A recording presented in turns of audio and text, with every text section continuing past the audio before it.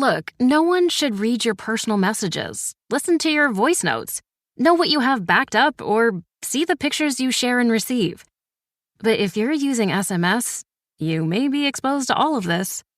That's why WhatsApp uses end-to-end encryption, so it protects whatever you send before, during, and after you send it. Which means no one, not even WhatsApp, can read your messages. Always message privately. WhatsApp.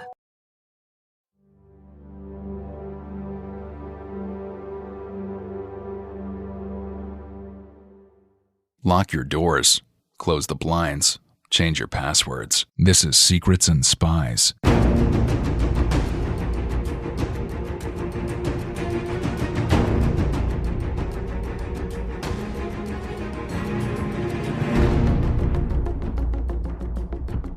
Secrets and Spies is a podcast that dives into the world of espionage, terrorism, geopolitics, and intrigue. This podcast is produced and hosted by Chris Carr. On today's podcast, I'm joined by former CIA analyst turned author David McCloskey. David has written a fantastic new spy novel called Damascus Station. And Damascus Station, quite frankly, is one of the best spy novels I've read in a very long time, and it now sits among my favourite spy novels. On this episode, I'm very lucky that David takes the time to chat with me today about the situation in Syria and how those real-life elements informed his writing. I hope you enjoy our chat. If you're enjoying this podcast, you can support it in a few ways. First of all, please do leave a review on your podcast app. All reviews help us gain more listeners as it raises the awareness of the podcast. I don't know if you know, but all podcast apps are algorithm based, and the more interaction the show gets, the more listeners it attracts. You can also become a friend of the podcast through Patreon. For £3 a month, you can become a Patreon subscriber and directly support the show. You'll get a free copy of my film, The Dry Cleaner. Also, you can join us on Twitter. You can directly interact with me by going to @SecretsAndSpies. And lastly, you can watch my short spy film, The Dry Cleaner, which was my first attempt at original spy fiction. It's now available on Amazon Prime and Apple TV. It comes in, I think, around about $2.99. So, without further ado, let's get going. The opinions expressed by guests on Secrets and Spies do not necessarily represent those of the producers and sponsors of this podcast.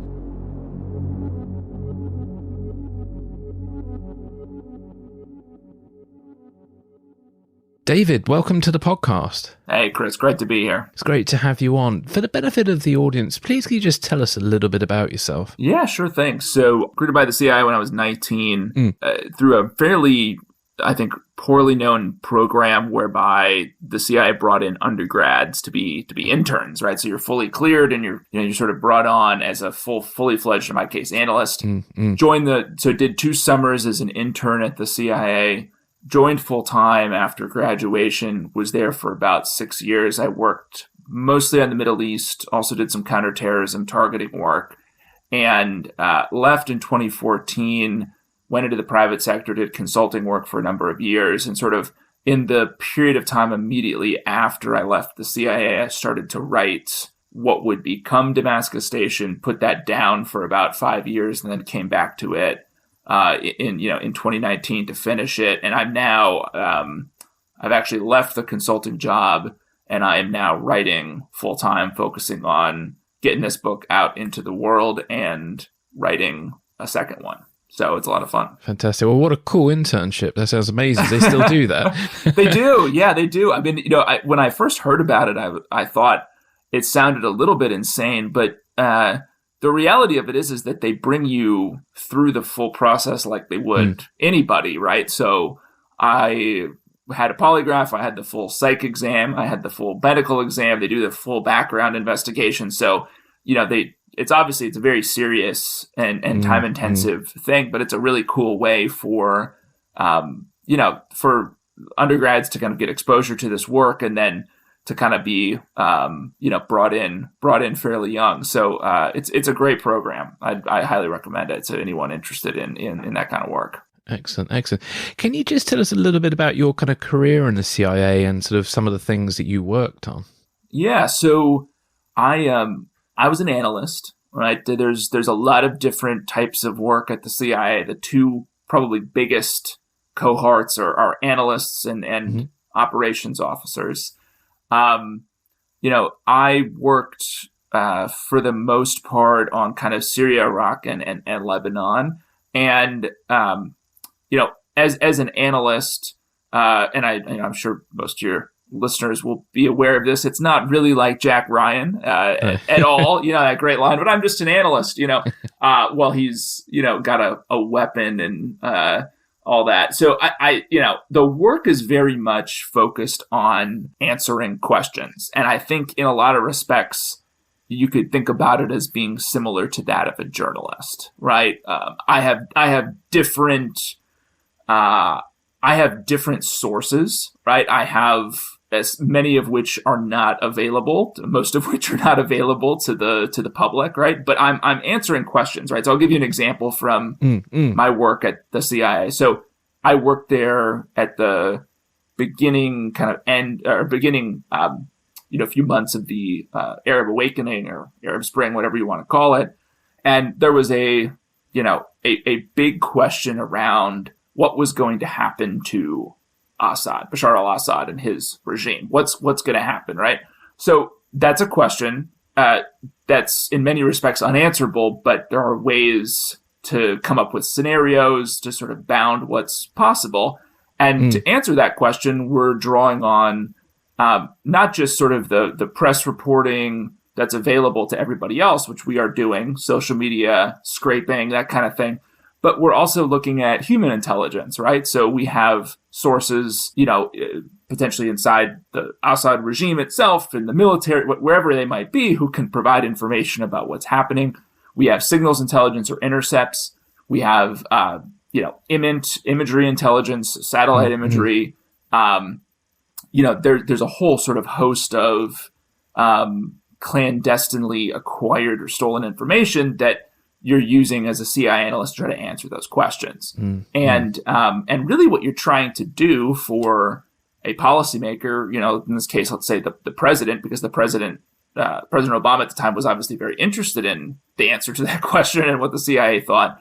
You're trying to help them understand what's happening, why it's happening, what it means for the U.S. You're not recommending policy, right? Which I think is something that's commonly sort of garbled when you talk about spy fiction or you're not doing that, right? But what you are trying to do is to answer those questions so that the president and his, really the National Security Council, the people who are really driving and sort of coordinating U.S. foreign policy can react to these events, help shape them in a way that's amenable to U.S. interests. So you're sort of, as an analyst, you're looking at these problems or these questions and trying to come up with, what's true, what's actually happening, and communicate that to people in power. So you've got this fantastic new novel called Damascus Station, and it's an espionage story set in Syria. And your real-world experience gives the book a real sense of authenticity, which I find quite rare sometimes in spy fiction. So before we dive into your book, I'd just love to tap into your expertise on Syria.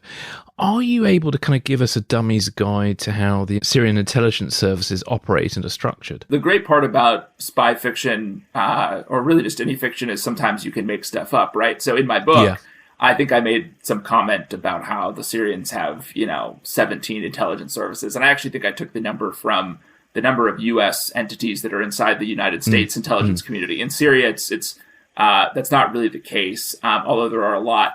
There are really 4 principal intelligence organizations inside Syria, and they all kind of do the same thing. This is a bit of an oversimplification, but it's not that far off. There's military intelligence, there's political security, there's general intelligence, and there's Air Force intelligence, which is this sort of weird outgrowth of the fact that Bashar al-Assad's father, Hafez, was an Air Force officer and built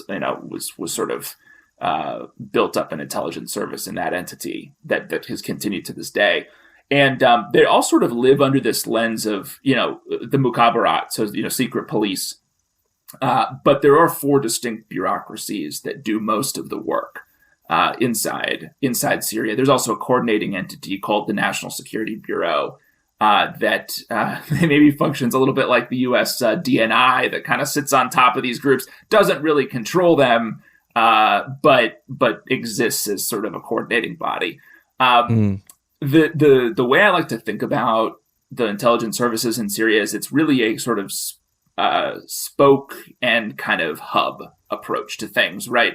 A lot of authoritarian governments use this approach to managing their bureaucracies, particularly their coercive bureaucracies, whereby they all of the entities kind of do similar things, right? They all have mandates around internal security. They are used against the population to sort of monitor and control and repress them if necessary. They're also used against each other, which is something I try to bring out in my book, that they are watching each other, right, in a way that the CIA is not monitoring the FBI inside the United States, right? The CIA talks to the FBI, but the CIA isn't bugging phones down at the Hoover Building, right? The Syrian intelligence services do monitor each other, and they move people around a lot so that there isn't one kind of power structure that can emerge that might challenge the Assad family's control over the system. And so it's a very interesting dynamic that I think is sort of purposely. It's hard as a Westerner. It's hard as an American certainly to understand how those entities function, because it's very dissimilar to the way that our security services operate here. Yeah. I mean, I've got relatives from Iraq, and there's all sorts of horrid stories of just like the secret police turning up at your door at like 3 a.m. and relatives just being disappeared forever and that kind of thing. Right. And I'm assuming it's a bit like that, is it, with the Syrian intelligence services? It's similar. I will say that there's probably a number of reasons for this, but I remember an old mentor of mine at the agency when I had first joined, kind of talking about this question of like, how similar, and this was before the Arab Spring started, right? But it was like, when we think about the Syrians, is it kind of like Saddam's regime? And the way he said it, sort of flippantly, but it's not entirely untrue, is like he described them as having some kind of like Levantine softness that wasn't the case in Iraq. And so while the Syrians are, capable of, obviously, as all the Caesar stuff has shown, capable of extreme brutality and inhumanity when those services are operating, especially prior to the war, I would not have thought about them as being quite as brutal and brutish and violent as the Iraqi services could be. I'm not trying to draw the Syrian services are horrendous in their sort of bureaucratic form, but they're a little bit different in style, I think, than their Iraqi counterparts. Yeah. No, thank you for that. Can you also kind of give us an overview, and it's probably quite a complicated question to answer, but a kind of overview of the situation in Syria and how it started and kind of where things are today? Oh, gosh. Yeah. We're going to have to clear the decks here for 3 or 4 hours. I think, so, rewind the clock to late 2010, early 2011, which is when all of this really started. Prior to that time, Syria is a sort of, from a U.S. standpoint, at least, kind of moderately irritating authoritarian government in the Middle East that is, in sort of deep security relationships with Hezbollah in Lebanon and with the Iranians, and has been, allowing foreign fighters to go into Iraq to blow themselves up and wreak havoc, and is in a sort of state of frozen war with the Israelis, and is sort of a problematic actor across a whole bunch of different dimensions, but nowhere near the kind of regional boogeyman of, certainly from a terrorism standpoint, Al-Qaeda and sort of the broader Salafi jihadist movement, nor on the other side, the Iranian regime, right? So it's sort of living in this world of, it's certainly not a U.S. ally. It's not cooperative on most regional topics with which we want cooperation. We're very focused on, especially from the CIA standpoint, we're very focused on Syrian foreign policy and not as interested in what's going on in the country, because it really is a small clique of people who run it. And, the politics were very sort of ossified and frozen when we go into the unrest or the start of the unrest. And what ends up happening in the region is that, protests break out in Tunisia. Ben Ali flees in January. Protests start, I think, in January in Egypt. Mubarak is sort of pushed out by, I think, late February. The war starts in Libya around that time. There's massive protests in Bahrain and in Yemen. There's protests even in eastern Saudi, if my memory serves. And so with the Shia. So you have this sort of, and there's a lot of different reasons for this happening. But one of the more proximate ones, and there's socioeconomic stuff. There's we don't have to get into all of it, but there's a whole bunch of very complicated reasons this starts. What we really do end up happening, though, which happened in Syria, is that you have a mass psychological shift, right? You have people who think, 2 months earlier, this is the way life is always going to be. This is the way politics are always going to be. And then all of a sudden, it just completely, really overnight changes. And, you focus in on Syria. Assad regime had been in power since the 70s. It is a country that had, like many others in the region, big kind of youth bulge, a whole bunch of socioeconomic distress related to wage stagnation, related to a drought and sort of water mismanagement in the east and northeast that drew people into these kind of almost like shanty town type arrangements around the big cities and created a lot of sort of combustible social dynamics there. You have really predatory patronage networks that are extremely narrow and feed most of the country's wealth up to a very small group of people. And you have very, like we talked about with the intelligence services, you have really what had occurred was a sort of hollowing out of most of the state and the inability for the government to deliver services or to just kind of sort of project itself in a legitimate way through most of its civic institutions. The only things that really worked were the intelligence services. And so most of the interaction between state and citizen was happening through the lens of, an intelligence service that knew you very well, that watched you, that kept tabs on you, and that if you got out of line would do horrible things to you. And so, it's sort of problematic when the most intimate relationships between the state and its citizenry are through these coercive institutions, right? And so when that mass psychological shift starts to happen, you quickly kind of go into this spiral of using the security services at first, and then eventually became the military, to try to put the unrest, to try to deal with this problem. They kind of waffled. They dealt with it in a very sort of haphazard, mismanaged way. And they weren't able, for a whole bunch of reasons, to control it. And protests began. They quickly, for a number of reasons, sort of became, the situation became violent because of the way that the government pursued the crackdown or tried to repress the protests, and sort of the nature of Syrian society itself. It's not a monolithic place by any means. There's a variety of religious and ethnic cleavages that made this kind of destabilizing situation much more sort of prone to extremists on any side getting, not just Sunni extremists, right, but Assadist extremists having the having a lot of leeway to pursue much more sort of violent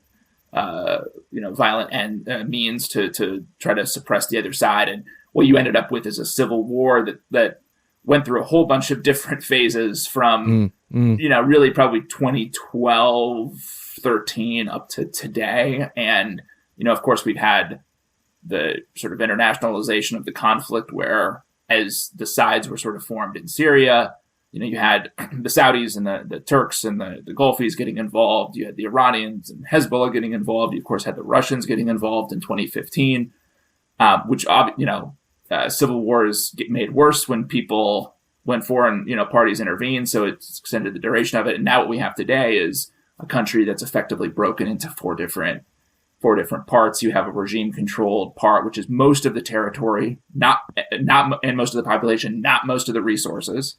You have a sort of Sunni opposition group that frankly is Al-Qaeda in Syria, that runs most of the northwest.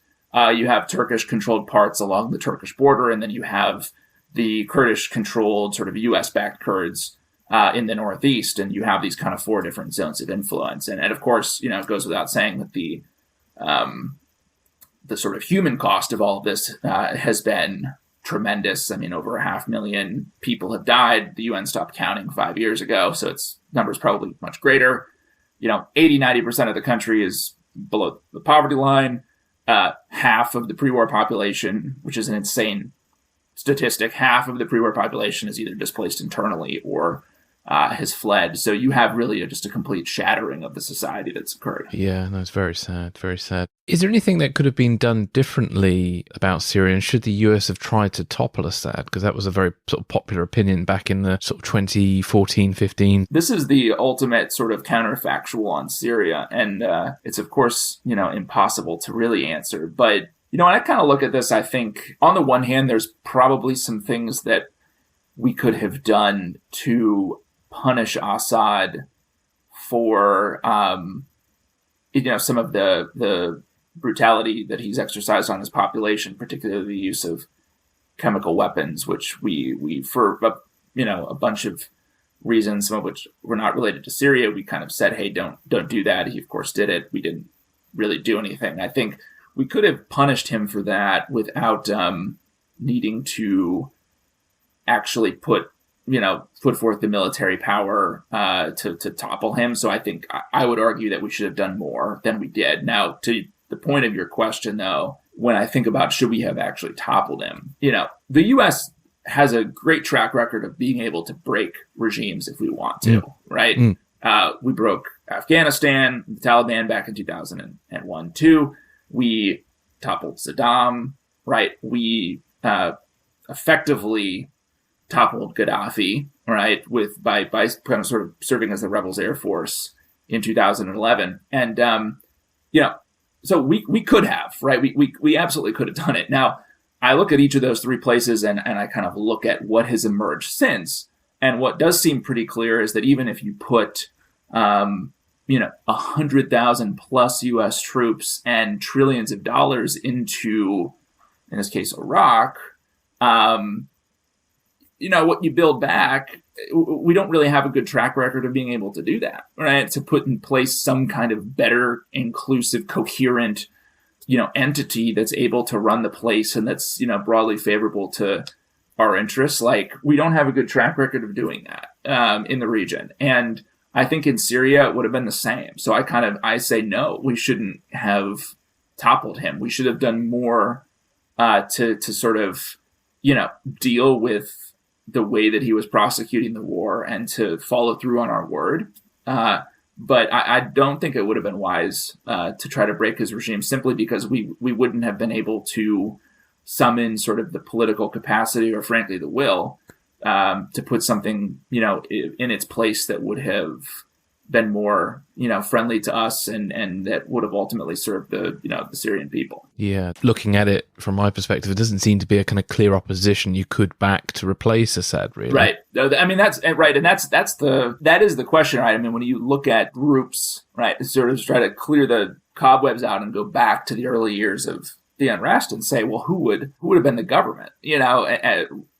That question, I think, was unanswerable at the time and still isn't answerable today, because I don't think there was a group that would have been able to, or there wasn't a group that would have been able to stitch things together in a way that we would have liked, right? I think they didn't exist. And so you would have ended up with a situation in which there would have been tremendous sort of pressure for us to do more, get more involved. And as we saw in, sort of Iraq and Afghanistan, right? I mean, there's that just, I don't think we would have been successful. Yeah. And obviously a lot of people sort of look to the US to provide the answers to this situation, but is there something the international community could have done or could be doing better with regards to Syria? I mean, I think it was my former boss at the agency, Mike Morrell, who was the deputy director and then the acting director for a long while, who described Syria as like the policy problem from hell, right? Just like it's almost like I have such a I go through such mental agony trying to think about like what at a high level, like what could we have, or what should the kind of quote unquote international community be doing to make the situation better. I mean, it does seem clear to me that there is a humanitarian imperative to provide, stabilization assistance, to keep multiple points of entry to Syria open, to be able to provide aid. These things aren't sexy, but I think that they're, and the U.S. has been at the forefront of that push over the past 10 years to make sure that, and writing checks, by the way, to, much of which ultimately does end up getting mismanaged, but, to provide humanitarian support into that conflict zone. I think that's an imperative, right? I think that, though from a sort of higher kind of strategic level, if you look at, I think it's actually helpful to think about the policy in Syria along two dimensions, right? One of them is Syrian sort of politics and the state of the regime and Assad and all that. The other one is sort of Syrian counterterrorism, so the fight against ISIS. And I think that you can give us and a lot of our international partners pretty high marks for the fight against ISIS, right? I mean, there's more work to be done, but when you look at the size of that entity, at its sort of height in 2014, 2015, and you look at it today, it's clear that approach has been effective. But when you look at sort of Syrian politics and you say, okay, well, Assad's still there, the whole country is kind of sunk into this sort of warlord economy and the state has completely failed. To our earlier conversation, it's sort of hard for me to imagine how we or anyone else could have done anything better, because the state, frankly, the way it was all designed was that it would be impossible to put something else in the regime's place without breaking everything, right? I mean, it was actually done, it was built that way.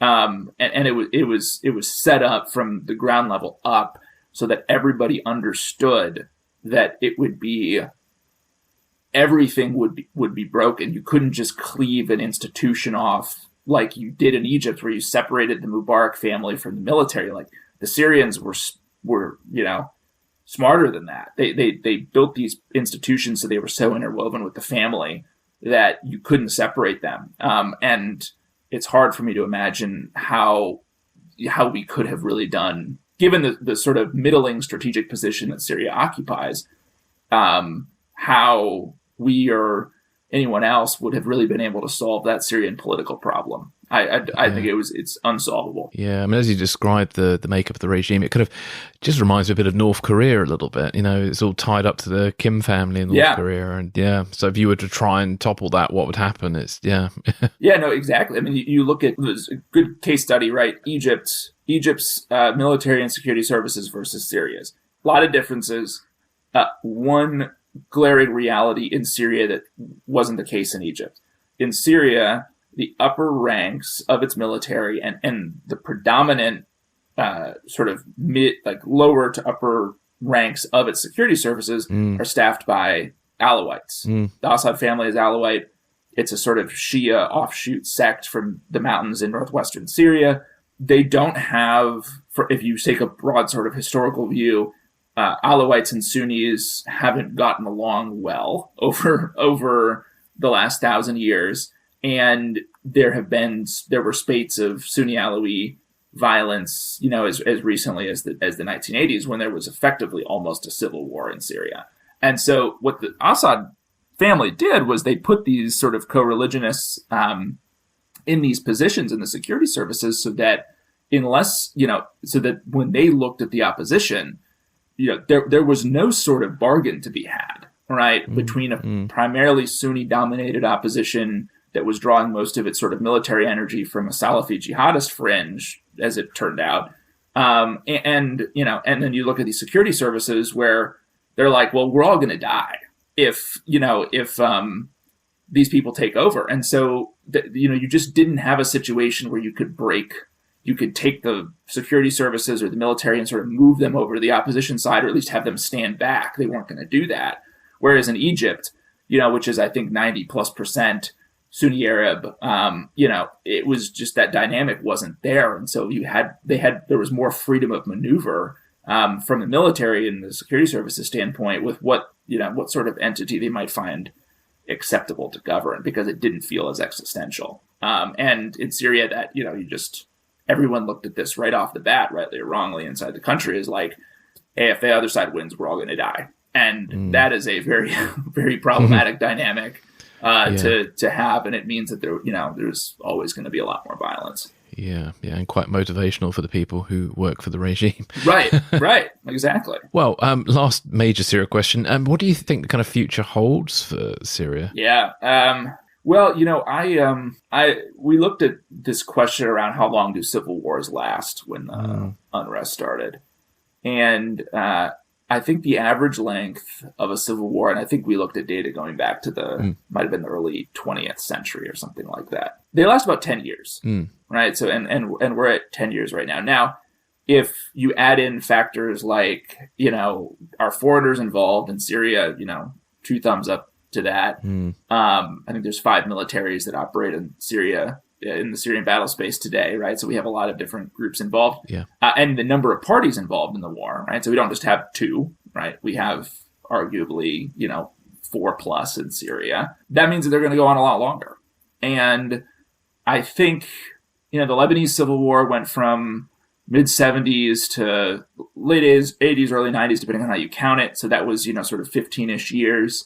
I think Sri Lanka went on for 20+ years or something like that between the government and the Tamil Tigers. And so there's we're sort of at a frozen conflict right now where the lines of control have kind of hardened in the country.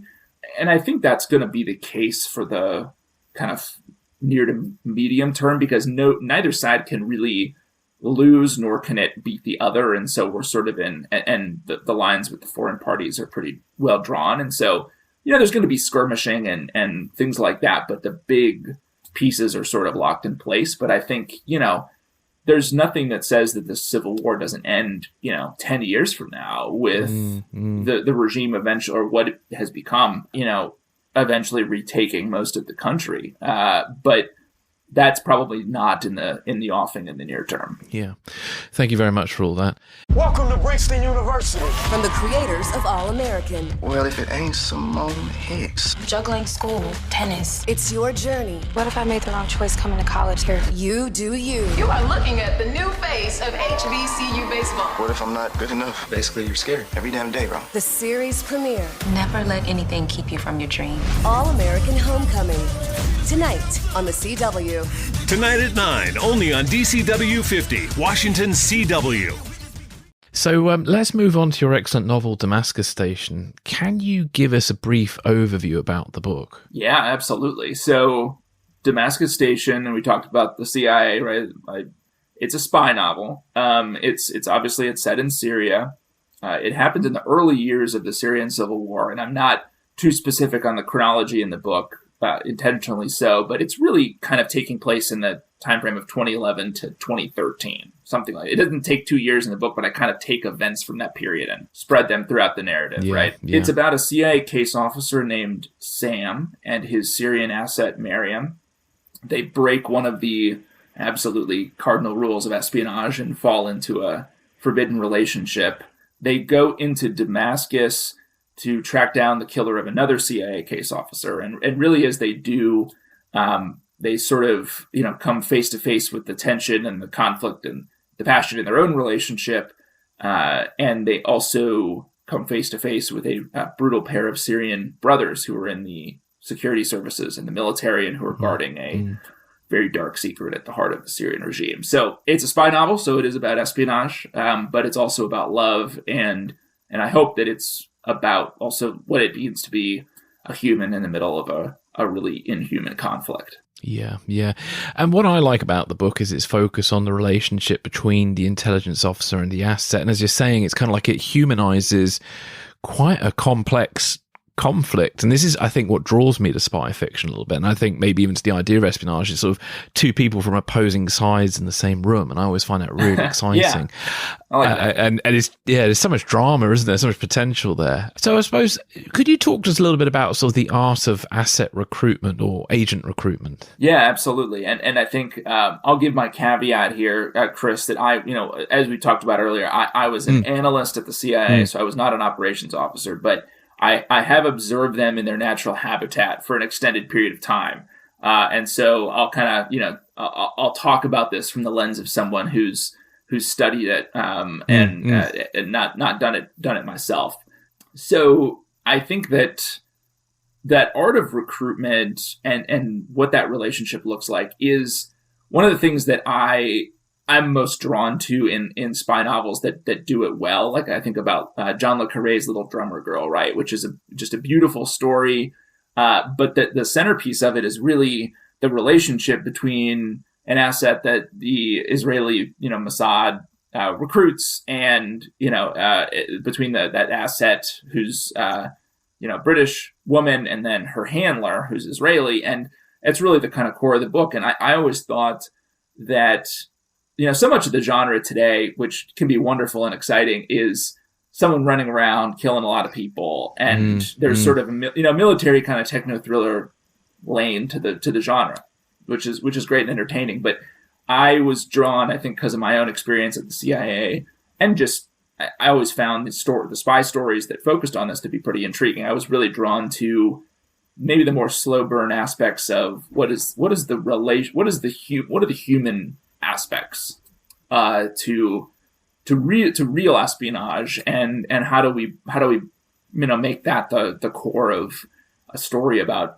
Syria and a whole bunch of other different things. And so I think I was when I look at kind of what is spotting and assessment and recruiting and all of that, I mean there's sort of a progression that you're going through as an intelligence service or as a case officer to figure out, how do I get access to secrets that my government wants, right? And so you're starting with kind of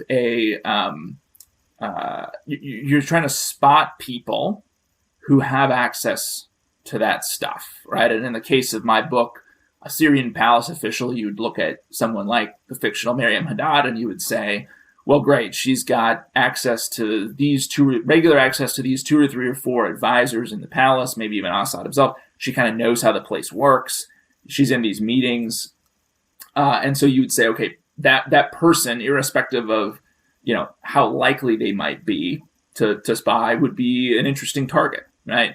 And so, the CIA might then put some energy into figuring out more about this person, right? And you're kind of trying to build this assessment of them. What might and then you start, and this is where I think it becomes wonderful for spy fiction, because it starts to get really personal very quickly, right? Who are they? What do they want? What do they do? What do they like? Who do they spend time with?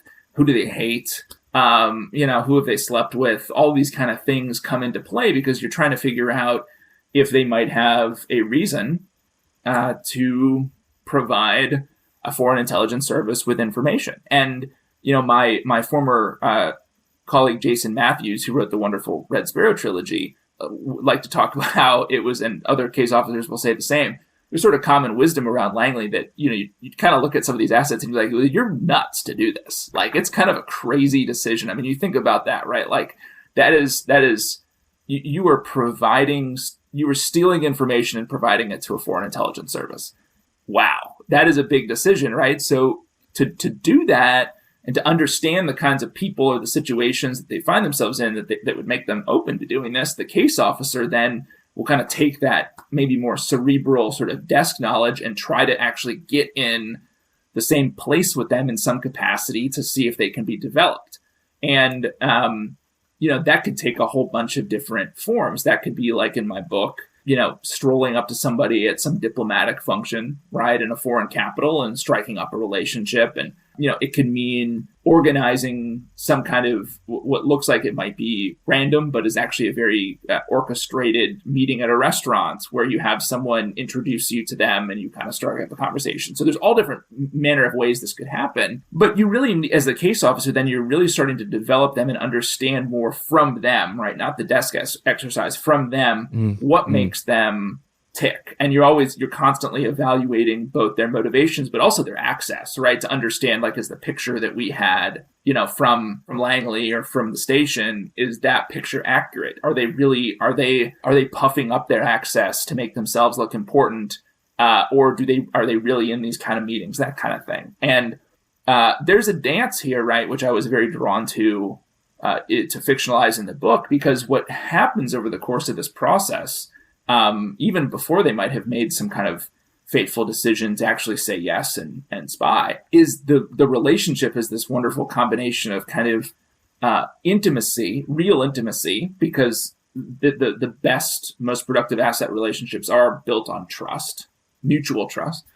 But then there's also manipulation, right? And that, to me, and then in the book, I layer in romance, right? You're just sort of dealing with a tremendous amount of energy, potential energy, right? When you have that kind of relationship in a novel. And what the case officers or good recruiters will tell you is that when you have a solid, productive relationship with an asset, there is a lot of energy there, right? Because they know a lot about you. You know basically everything about them. And, oftentimes there's a tremendous amount of, sometimes not, but there can be a tremendous amount of sort of personal rapport that gets built up over the course of that recruitment process. And it's the reason why the sort of Moscow rule, don't fall in love with your agent or never fall in love with your agent, is obviously also talking about romantic love, but is really addressing, don't get so sucked into the world of your agent that you can't assess them credibly, right? Which of course is what happens in my novel, is the case officer Sam sort of makes this very human decision, but he really screws up, right? And gets into this forbidden relationship. So I think, there's this sort of flow, which obviously happens in a constricted time period in the book, but there's this flow from, spotting, assessing, developing, and then ultimately finding the right opportunity to actually recruit them so that they understand, okay, I'm working with a CIA officer and I'm going to provide these kind of things. And, I go through that in a rather quick way in Damascus Station because it's a book, but trying to show that full arc from, hey, we kind of know you as a picture and a, face on a Syrian palace badge to you're providing information about, the Assad regime's chemical weapons program. Fantastic.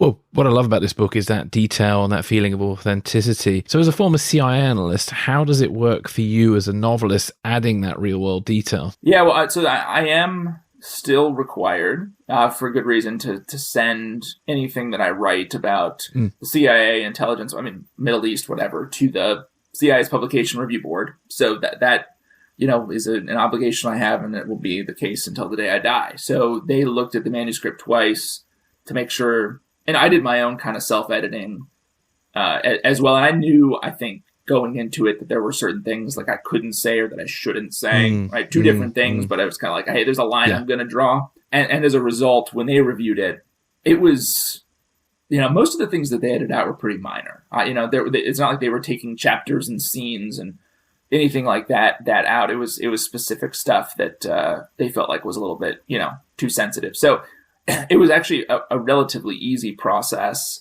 to go through. Now, the fact that it's fiction also makes it a little bit easier, right? Because if I was trying to write a book about the CIA and Syria, that book would be probably a knife fight with the Publication Review Board to get through, and it would take a very long time because it's a novel and because it's fictionalized. I think that it's a little bit easier to get stuff through. So I think also, just as someone who's obviously trying to ground the thing in some authenticity, I also took some license in particular parts to make stuff up, which honestly is is a lot of fun and very refreshing. And hopefully, you sort of the reader's fully brought in so that they, even if they kind of know they don't care and maybe they don't even know what's real and what I made up. Yeah. Yeah, no, definitely. Well, aside from real world influences, were there any other writers or films that inspired your approach? Yeah, we talked a little bit about Little Drummer Girl, which I love. I think it's my favorite novel, and one that I thought when I was reading it for the first time that really trying to get into the depths of a sort of asset handler relationship would be really interesting. So that one was definitely an influence. I think that obviously I love the Jason Matthews stuff. I came to that obviously a little bit later in life, but I found that I liked the way that he kind of, I think similar to me, built this solid foundation of like, you kind of read it and you're like, oh, this isn't like other spy novels I've read. It's like a real case officer who's the star. And then at several points, Matthews, just sort of dramatizes, the hell out of things and fictionalizes it. And it's kind of wonderful when he goes on those little flourishes, but the grounding is pretty authentic. The other one I'd mention would be Ignatius, David Ignatius, fantastic. Who I think for my money, still the best, other than Damascus Station, the best book out there on what the actual work of a case officer is, especially in the Middle East, is Agents of Innocence. Yeah, that's my favorite, to be honest. It's one of my favorite spy novels of all time. Yeah, it's so good. I love it because he basically got, I think a bunch of NE Division guys basically told him that story. And the book kind of reads like a tradecraft primer in a lot of cases. And I think it's just, for me, obviously I'm a little bit biased because he offered a wonderful blurb for my book, and he is sort of living in the real world of the CIA, which I appreciate. But I think that book is a great example of how you can have a really intriguing, propulsive narrative, and at the same time have your story really grounded in reality and ultimately authenticity, which I think is really cool. Yeah. And I have to ask, is there really a hot dog vending machine at the CIA? And are they any good? Well, okay, so those are two questions. There really is a hot dog vending machine at the CIA. And, I will tell you that of all the questions I get about, like, hey, is this or that thing in the book real? This one comes up more than anything. Like, I actually, I'll tell you just as a slight aside, I had, this would have been over 2 years ago. I was doing a weekend trip with some college friends. And at that point, the manuscript, we hadn't sold it or anything like that. And I think I was just done with the first draft, but I'd sent it to a few of my friends to read. And they show up, for this weekend, and we're driving, to the house we're staying at from the airport. And, a couple of guys were talking about, hey, they've been enjoying the book, and here's how far I am into it. And kind of get silent. And one of my friends in the back is like, is there really a hot dog machine at Langley? Like, that's the first question that he asked me about the book. Because it seems so people care about. But it's so, when you read it, you're like, this is so weird, right? Yeah. And I think it kind of gets you thinking, like, and I talked about it with my friend, is he was kind of like, it seemed so weird that on the one hand, it had to be true. But then on the other hand, he's like, I know you. So like, did you just, maybe you just made this up and it's this insane thing you injected in here. But it really is true. There's a vending machine that I think is serving primarily Hormel products that's in the Langley basement that I visited on probably too many a late night. I think how many hot dogs I consumed is still a highly classified fact. But, when you're hungry and it's like 1 a.m, it tastes pretty good. Although I did have the misfortune of one day seeing the poor guy who was like loading the machine. And it had this kind of vibe of like a belt fed machine gun of these like rolls of hot dogs that he's kind of jamming in there. So it was a profoundly weird thing. I mean, I've never to this day ever anywhere else seen a hot dog vending machine. Like I don't know where else they exist, but there was, and I believe is one in the Langley basement to this day. It'd be interesting to know if there was a particular director who insisted it was installed. Yeah, but given the looks of the thing, it might have been like Casey or something like that. I mean, that machine had been around the block for a while. Excellent. Well, I think there's a whole story there of all the conversations around the hot dog. Yeah, exactly. Pretty humorous. Excellent. So, obviously, this is your first novel, and so how did you sort of go about writing this book? Were you doing it sort of part time with another job, or did you manage to take some time out and write it? Or so I wrote when I left the agency in the spring of 2014. I had a few months in between leaving the CIA and then joining the consulting firm that I ultimately joined in Dallas. And I had, kind of two things were going on in my head at that time. One was I was sort of emotionally processing Syria. And the kind of writing and work you do as an analyst at the CIA is by design and for very good reason, pretty devoid of emotion and it's not value laden and it's very sterile, right? When I left, I had spent time there. I had worked on the topic for a long time. I was thinking about it from a pretty human lens and wanting to deal with those emotions. And so, that was going on. I also thought, hey, I would like to spend some time writing. And so I mashed those two things together and just started to kind of write in a very unstructured way about Syria, the CIA, and my experiences. And I wrote a lot. I think I ended up writing almost 100,000 words in like 3 months, which would be close to a book length. But I put it aside when I joined this consulting firm, and I was working, 60, 70 hours a week, sometimes more, and starting a family, and it was just like I just didn't have the gas in the tank or the time or the capacity or whatever to write. And what ended up happening was, for a variety of different reasons, I was able to take in 2019 a 6-month leave of absence from the consulting firm. And one of the things I wanted to do was to dust off the writing that I'd done 5 years earlier and see if I could turn it into something that was real. And when I read it again, I hadn't read it in 5 years, I was like, this is so bad.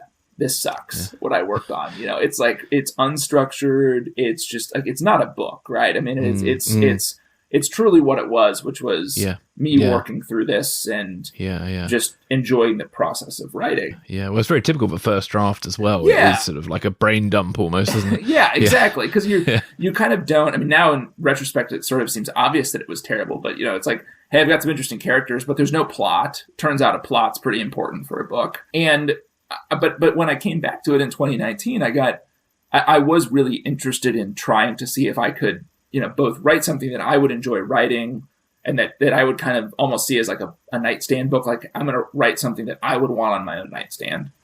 But then also on the other side, writing something that others would want to read, right? And those two things are not, as evidenced by my first attempt, those two things aren't always the same. And so I sat down and, I took some pieces of that old stuff. The Ali Hassan character had, interestingly enough, existed in my earlier versions of this, and so I took some characters and obviously the setting and started to put this thing together. And what I ended up doing was I just wrote for like 8 hours a day. I would sit down and I would just like punching a clock. I'll sit down at 8:30 and I'm done at 4:30, and I just wrote and wrote and wrote, and as I went, kind of the book came out, and the characters came to life, and it took on a life of its own. But it was by no means a linear process to get to this outcome. Yeah, fantastic. And is there any advice you would sort of give to budding writers who do have an interest in espionage? Yeah, well, I mean, so I think it's pretty hard to improve on Stephen King's general writing guidance, which is, to be a good writer, you have to read a lot and you have to write a lot. And I think that reading a lot in the genre and outside of the genre is extremely helpful. I mean, I honestly think some of the more helpful sort of fiction books that I've read that show what you can do with character or show what you can do with place are not being written in the genre, right? They're written elsewhere. And then, you read those and then you're like, oh, that, there are elements of this, or like the way that this writer communicates a sense of place and immerses you in place is something you try to emulate. So I think you got to read really widely, and I think you got to write. And one of the things I'll say on writing, which sounds really sort of trite, but I think a lot of writers don't do it well, and I certainly didn't when I started, was like, you got to get that first draft done. You got to get it done pretty quickly, because you won't really know what you're working with until you get that draft done. So I could sort of liken that process to the first draft is like the cooking equivalent of just putting all of the ingredients on the counter, right? You don't know what kind of meal you're going to have until you do that. And the first draft is not the meal. It's not even like a bad version of the meal. It's literally the ingredients. And until you do that, you can't possibly know what it is you're actually going to cook. So I think, pushing through, especially the kind of middle third of a narrative, which can be really hard to do, at least it was in my experience, to get to that end and finish it and be able to sit down and look at it and say, I've got this and I don't have this. And I think that's really critical. Yeah, no, definitely.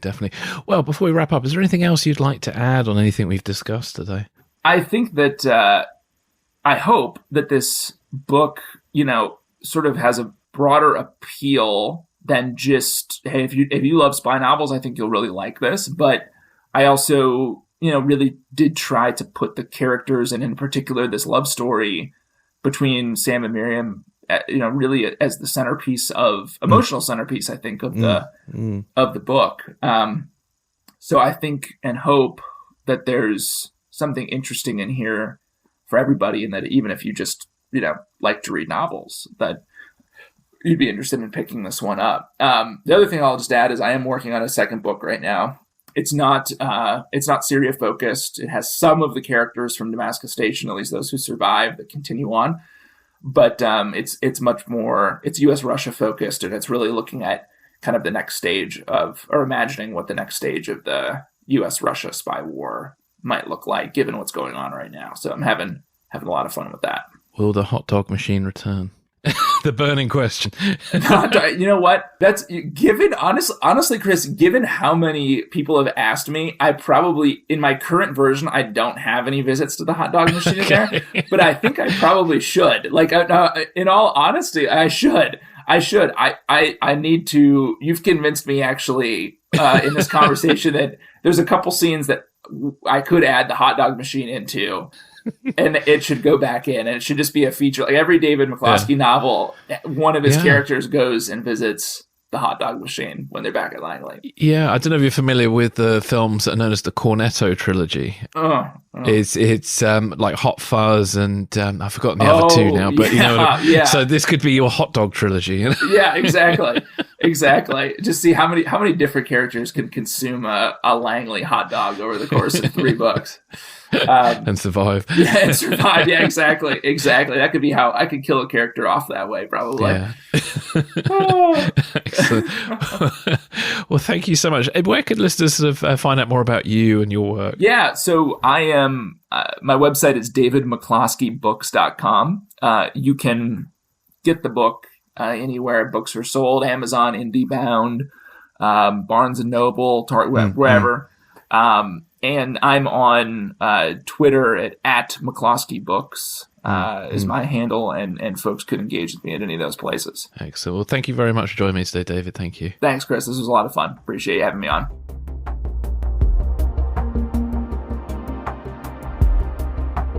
Thanks for listening. This is Secrets and Spies.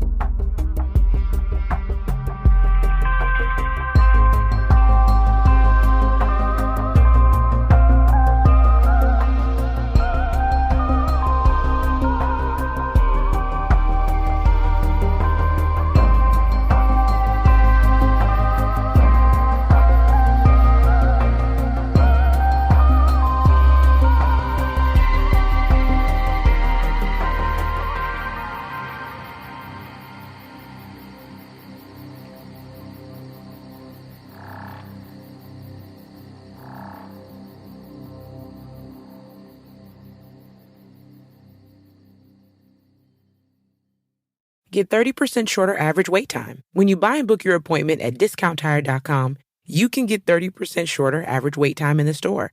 Discount Tire. Let's get you taken care of.